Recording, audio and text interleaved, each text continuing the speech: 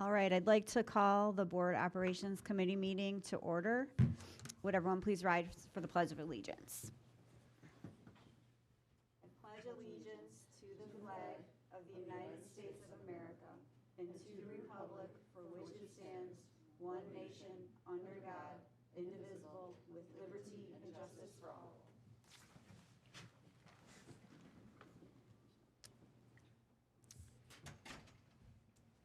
Okay. Second item on the agenda is approval of the previous meeting minutes. Those will be the meeting minutes from January 14th. Does anyone have any changes or comments on those? All right, moving right along. Next item is public participation, but we've had no people sign up for public participation. So we can move on to item 4, items for discussion. Item 4.1, the disposal report.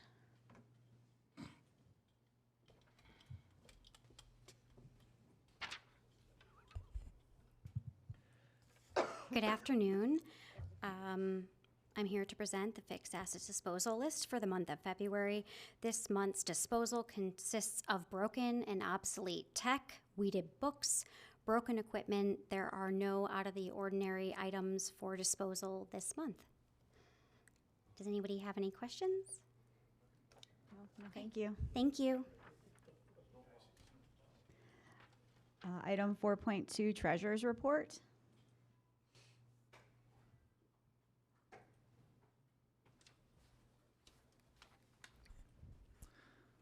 Good afternoon. I would like to present the treasurer's report for December 2024. It's hard to wrap my head around that since we've been in 25 for a while now. Reported December 31st, we had a cash balance fund of $199.5 million. Operating fund 134.9, BNI 1.3, and site and construction at 63.2. All our expenditures and revenues are pacing nicely. You can see if you look at our operating fund revenues, we're at about 48.25% compared to 48% last year this time, as well as our expenditures. Just roughly under 43% compared to 43% this time last year. Our interest income for the year is about $4.1 million, which is 60% of budget, which is a great thing to see. Any questions? I don't have anyone else. All right, Thank you very much. Item 4.3, Village of Algonquin easement agreement at AMS. Good afternoon. The village approached us earlier late 2024, about AMS and Eastview. This is the back entrance, or the west entrance to the school with the little, just to the left of that screen is the roundabout there. They basically want to repair the storm drains that are there right now. They're failing and starting to erode. There should have been an easement a long time ago because it's all Algonquin Village property as far as the stuff that's underneath there, the storm drains and the catch basins. So we worked with them. This would be no cost to the district, but one of the benefits that they are doing is, if you can go back to the picture if you don't mind, sorry. No, that's okay. They're going to be adding a sidewalk, extending the sidewalk right there out to the corner of Webster. And if you go down to the last picture on there, it'll show the Webster connection for the crosswalk. I think it's all the way to 7. So that'll be Webster and Eastgate. So there'll be a sidewalk that'll come in. They're going to put 4 crosswalks there as far as marked, which are not there now. And that'll also eliminate our students and our walkers, because in the past they had to cross over right before the roundabout down farther on Eastgate. So this is definitely a safety benefit and a safety improvement by the village for the community and also our students. So being that said, the administration is recommending approving the permanent easement agreement with the village, and with no financial obligation to the district. Okay. Any questions? No fee is. No fee, yeah. I don't always come up here like that, so, Enjoy that one. yes, ma'am. No questions from me on that. Great. Thank you. Item 4.4, copier paper bid.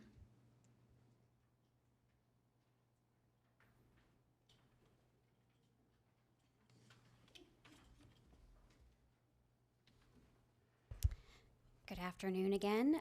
The purpose of the copier paper bid was to solicit delivered unit pricing for an initial 3-month period with the option of 3 additional 3-month extensions.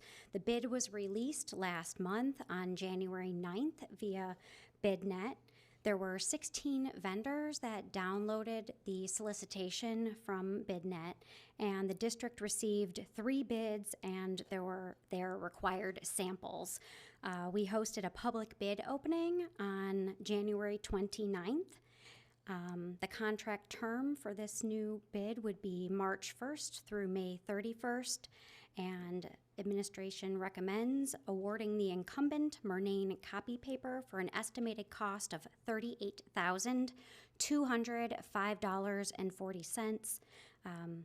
These purchases would be funded through building and department budgets. Does anyone have any questions? None for me. Anyone else? No, thank you very much. Thank you. Item 4.5, HVAC filter bids. Yeah, air filters are essential to our HVAC systems, preventative maintenance, indoor air quality, and just keeping our equipment running longer. So we took it out to bid in January, and with 19 companies downloaded the bid documents, 7 bids were received.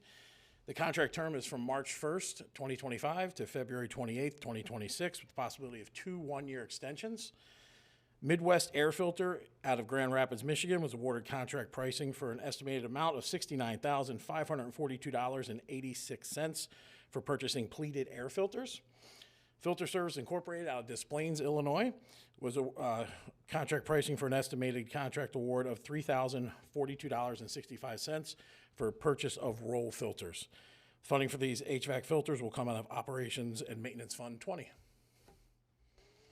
Great. Does anyone have any questions? No? Awesome. Okay, moving right along. This is the big Don't go one. anywhere. Yeah, I know.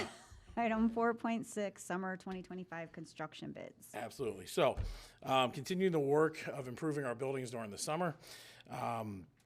These are most of the 2024-2025 capital projects. And the bids were produced and bid out. Following the summary of the projects and bid results is now. So Benchmark Flooring and bid release number 1 was the low bidder. This is for Hampshire Elementary School for the flooring we're going to be doing there. Bid release 2, summer renovations. Bid release 2 includes flooring at Westfield Community, flooring at Newbert Elementary, paving the existing track surface at Dundee Middle School, track improvements at Jacobs High School, tennis courts reconstruction, and teacher lounge renovations at Dundee Crown High School. We'll go through the bids at the end there. That's all the work that was bid out for that one. Bid release number 3 is roofing projects. This includes roofing work at Dundee Middle School, Eastview Elementary, and Newbert Elementary. And bid release number 4, asbestos abatement, includes for Dundee Middle School, Carpentersville Middle School, and Hampshire Elementary School. Administration is recommending the approval of the following contract and bids. Bid release number 1 in the amount of $171,791. Bid release number 2 in the amount of $3,188,823. Bid release number 3 in the amount of $1,642,000. And bid release number 4 in the amount of $331,500. Total of bid packages 1 through 4 is $5,334,114, which will be paid from our Capital Improvement Fund 60. And one thing I want to note is that these are all projects that are currently on our capital plan. And most of them are just reoccurring construction, maintenance. Yes, correct. Great. Does anyone have any questions or comments? No, thank you very much. Can't wait to see all the pictures of it when it's done. Item 4.7, technology-related services contract renewal. All right, so I have for you today just two yearly renewals. The first one is our Nutanix system, so that covers our all of our server clusters and how we have virtual machines. So that is how we maintain our servers within the district. So that it just needs to be an annual renewal.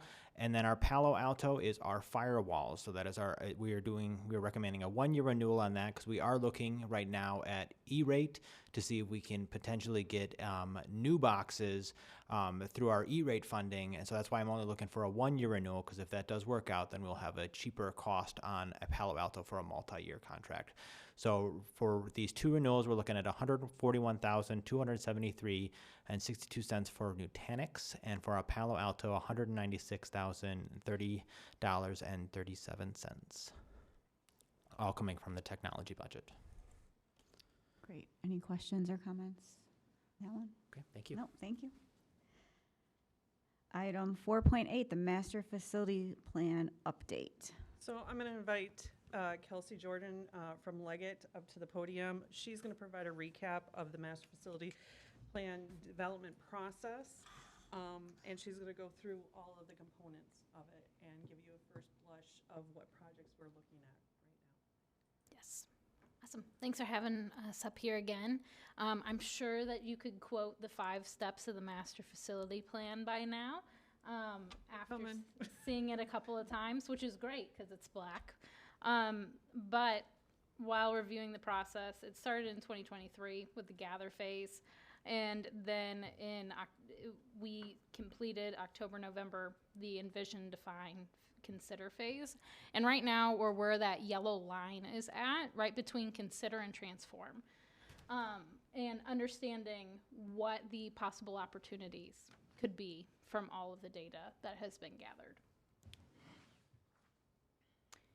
So with this too, the set of that criteria has been good, better, and best that have been developed to look at. So good is for safety and compliance. This means that we're prioritizing ADA compliancy, fire safety, structural integrity, or secure entryways, whatever that might be there, that is in that good category. This is your baseline category.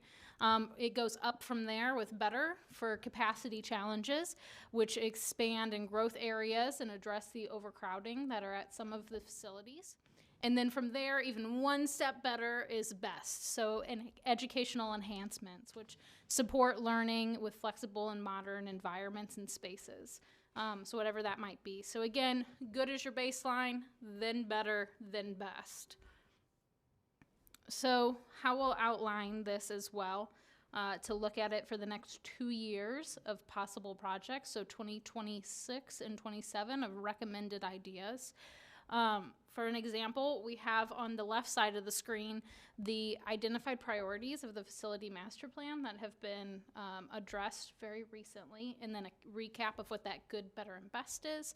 And then under that were some of the priorities that were set forth from the surveys and the engagement that we did with the community, which are safety and security, space needs, addressing the whole child and evolving student needs, and enhancing secondary classes.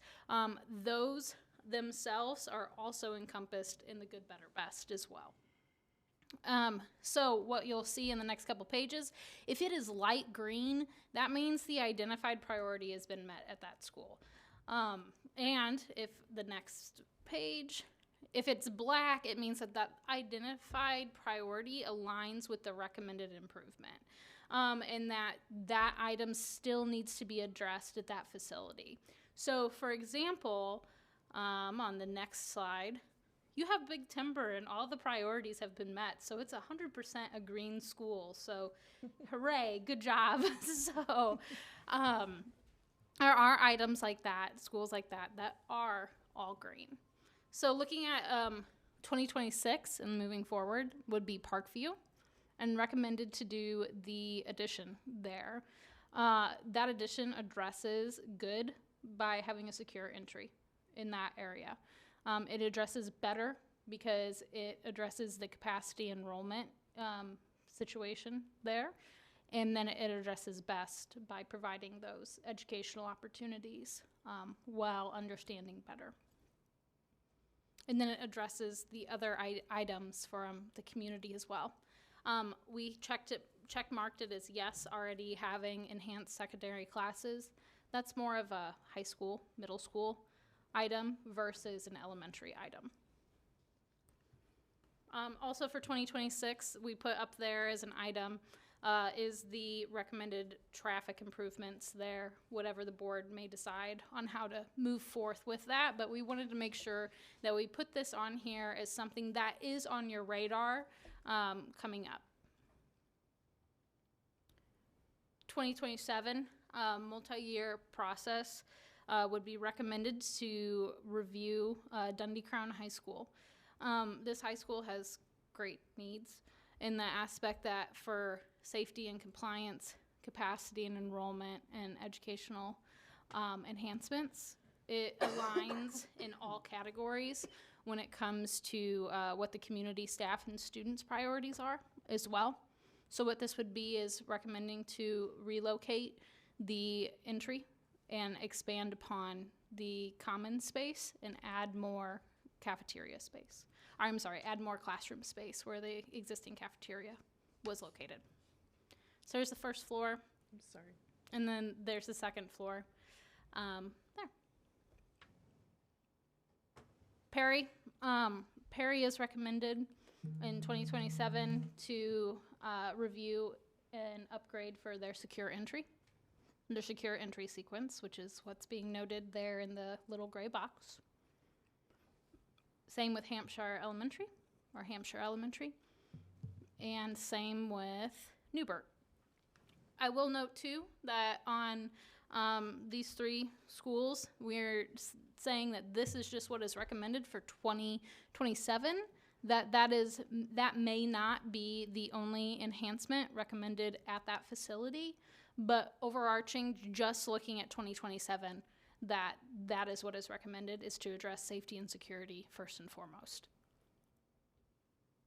And then added on there, whatever you may decide when it comes to Westfield's traffic improvements. Again, keeping that on your radar as an option to look at. Questions, thoughts? Awesome. So I don't know, maybe I missed something. So all that stuff that we went through in our last meetings, out of all of that, this is what it boiled down to? Like, this is what you want? I'm confused. That's about what- we're only showing 2 years right now versus all of it all at once. Oh, because that was like. That was 10, all 5, 10 years. 7 years. Okay, so Yep. just the next 2 years. Yep, just looking at the next 2 years. So all that other stuff didn't go away. It's just, Yep, did not go away, correct. so there's no option to have any of that move ahead, move before. You very well could. I think that's something that at a board level discussion that you can push All right, thank you. first. Yep. The next presentation is about funding, and so we wanted to preview this part to heavily focus on the funding and then come back with all those larger projects, because funding decisions will heavily impact if something gets moved up or if we wait for the full 7. So this is just the beginning part. Yep. Didn't miss anything yet. Yeah, you're good. You're good. Any other questions? No? Awesome. Thank you. Appreciate it. Thanks, Kelsey. Now we're going to talk about funding for 26 and 27, and I'm going to invite Liz Hennessy up. She's prepared some information that the board can look at, and if they have questions, please feel free to ask. Thanks, Jennifer. Okay, so let's see. Am I doing this right?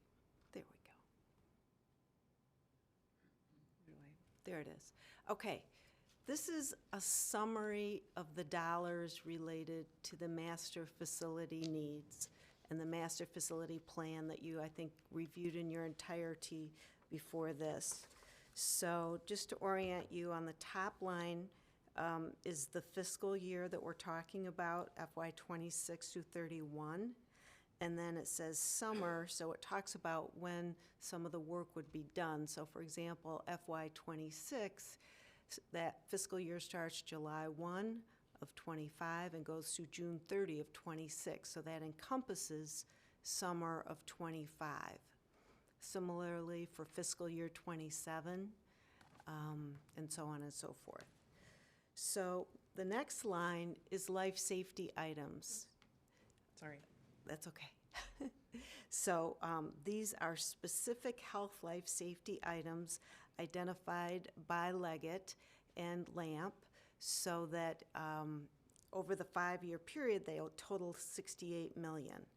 And as you may remember from our prior meetings, life safety bonds are now authorized under the outside of the tax cap. So the district could go ahead and issue health, life safety bonds to address these items identified as health, life safety.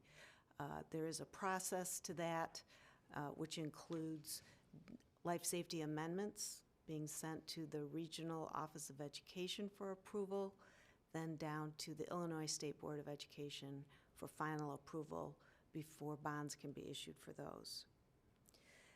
The next categories are the good, better, best, and the subtotals. And these encapsulate for FY '26 and '27 the projects that Kelsey reviewed. So you can see for FY '26, the total is 26.6 million, and then in '27, it jumps up to 117 million, 91 million in FY '28, and so on and so forth, so that the total items identified on the master facility summary that are not life safety total 480,477,887 over that 5-year period of time. So, and that includes escalation, I believe, as well, right, Jen? Correct. Okay. So this is the total plan. We just wanted to have you look at the numbers. So as we think about financing, let's go to the next page.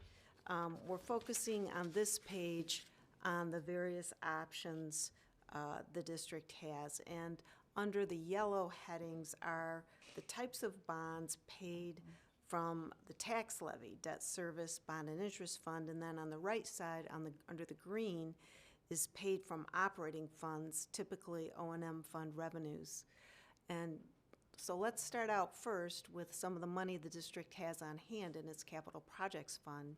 We've done a good job of accumulating funds there to apply to these capital projects, and that totals about 69 million. Okay, so that's a good start towards FY '26 and '27 projects. Let's focus then on some of the other non-referendum types of bonds. We talked about life safety bonds. Those can be issued once the life safety approvals are come back. So that is a process, and that would address the approximately 26 million of life safety improvements in the first 2 fiscal years of the plan. The other sources could be alternate bonds or debt certificates. Those are paid from operating revenues. Right now, the district puts aside about 8 million out of its operations and maintenance fund towards capital projects each year. That's how that 69 million is accumulated over the last several years. So that kind of pay-as-you-go approach can be used. You can also leverage a portion of that for debt certificates or alternate bonds. So those are bonds that are paid from the operating funds. They do not increase taxes to the community. So those, between life safety bonds, your capital projects fund balance, perhaps some alternate bonds, could perhaps take care of some of the projects identified here in FY '26 and '27. If we go longer than that, we need to look at other types of bonds. One type of bond that we've talked about is a revenue bond secured with the county school facility sales tax. That I know has not been approved yet for Kane County. McHenry County is thinking about it as well. But, you know, that is would be an incredible source of funding that is not secured by property taxes. It's secured by that sales tax, up to 1%. And the different school districts in Kane County have been talking seriously about putting that towards the ballot. We hope to have more conversations to look at maybe getting something moving forward as soon as next year, March of '26. One thing to keep in mind is that referendum does not get to the ballot without the boards of all the Kane County school districts, at least representing plus 50% of the enrollment in Kane County, saying yes. And D300 is one of the largest actually, by enrollment in Kane County. So the district could definitely take a leading role in that. And again, that's a wonderful way to leverage funds towards this capital plan without increasing property taxes. And then the last option, which is definitely is at some point going to be needed to fund the greater plan over 5 years, is school building bonds, which requires a referendum. So all these are opportunities. They're highlighted in red on this page, the different options available to the district. But again, many of the non-referendum options could be utilized to approach the 26 and 27 capital plan.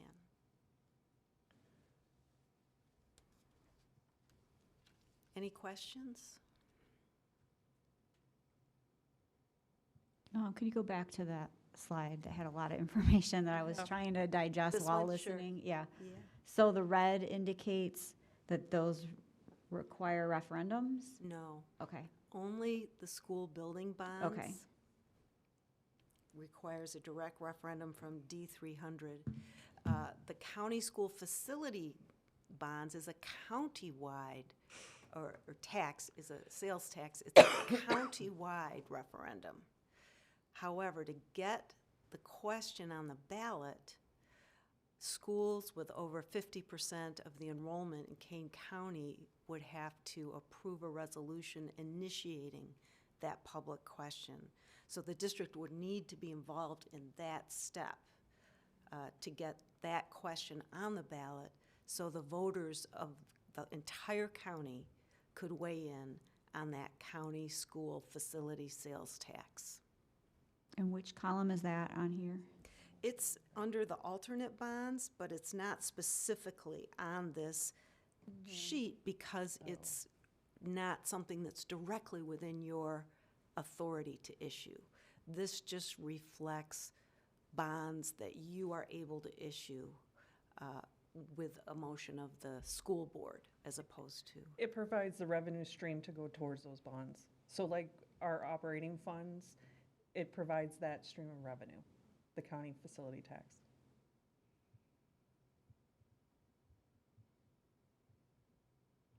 Okay, I think I'm going to need someone to walk through this with me another time. It's a lot to digest in this moment.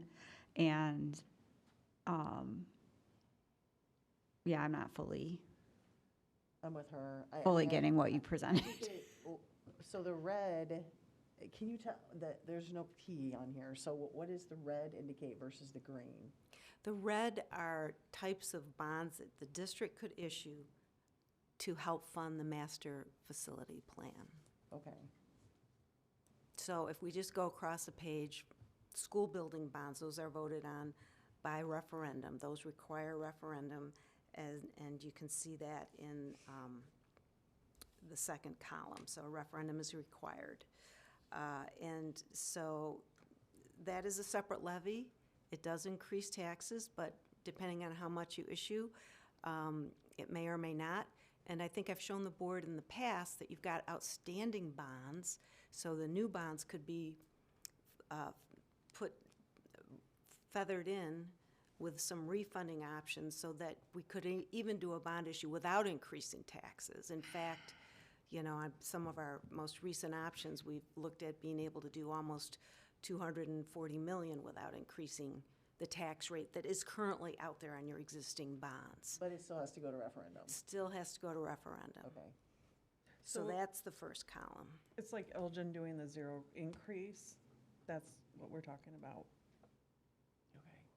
Can we get like a breakdown of what that would, like you said, it would equal a certain amount of funds? Because I think that's maybe the part that I'm missing is like what funds would these different options potentially free up for us or make available to us? Does that make sense? Jen, can you make that available to them? Yeah, we can make it available. What we were focusing on tonight was the first 2 years. Granted, the funding conversation has to occur for the future projects. But we can definitely make that available. We Yeah, I have think that I'm- information. I'm just having a hard time just saying, okay, well, now we're just going to look at these 2 years when we're also trying to look at the big picture. Well, and we're gonna vote on the master facility plan, which is 5 to 10 years. Correct, but right? you're not, when you vote on that, you're not voting on the funding mechanism for it. You're voting on the plan. And so after that, we decide how we're gonna fund those projects. Oh, that seems a little backwards to me, okay, okay, We need to define the plan, though. yeah. Right, but I think I'm with you that we kind of also need to consider if the plan's realistic based on funds that could be available. And I think that is why we have them categorized as good, better, best, because there are some items that we definitely have to do, and that's what we've been doing over the past several years. Each year when we bring in about, like what Mr. Mickle was talking about today. So those are funds that we do have available. So it could be at some point, we just decide, and I'm not saying this is what I'm recommending, that we just focus on what is in the good column. But again, it just depends on where the board wants to go. The plan has identified what projects that our assessments have brought forward. And then under one of the ways we can fund the good, which includes the separate from the safety. The safety is the life safety bonds. Correct. Okay. Yep, correct. That's the next one over. And, you may ask, well, why can't we issue working cash bonds or funding bonds or tort immunity bonds? And the reason is your district, unlike a lot of other districts, does not have what's called a debt service extension base, meaning back in '94, districts in the collar counties might have issued bonds and they got a payment for those bonds. And when tax caps came in, they said if you have a payment on non-referendum bonds, you can continue to issue these kind of bonds as long as a payment doesn't exceed what your levy for those bonds was in '94. D300 did not have any type of bond, non-referendum bond outstanding like that. So that's why those are not really available. But certainly the life safety bonds are, and we went through those. And moving across the page, the ones under the green, debt certificates do not require referendum, but they do need you to carefully budget the payments because those go right out of your operating funds. For example, we're talking about that $8 million that you transfer each year. So, for example, if you wanted to pledge $4 million of that to repaying bonds, you could issue $40 million of bonds or $45 million of bonds, depending on how much you want to leverage that amount. Similarly, lease certificates and alternate bonds use the exact same philosophy, using a portion of your operating funds to pay back the debt. Now, debt certificates is something the district did issue a few years ago for the new school that was previously authorized under the referendum going back to 2006. What was the name of that school? Big Timber. Big Timber, yeah. That's why it's so perfect. It doesn't need anything. It's your newest school. So that was a debt certificate issue, and the district's currently paying those debt certificates off. But, you do, again, have some flexibility to use the surpluses that you put into capital, using a portion of that to leverage more debt like that. But again, it needs to be carefully considered. Does not increase taxes beyond what you're currently levying under your operating funds. That's the beauty of those. So when we think of 26 and 27, these types of options, as well as your $69 million in the capital projects fund, could be leveraged. But you're right, when looking at the full $540 48 million over the next 5 years, that's where we need to get into other financing sources that could require referendum, could require a county school facility sales tax referendum, which again does not increase property taxes. So those are going to be the key options to consider for the full plan.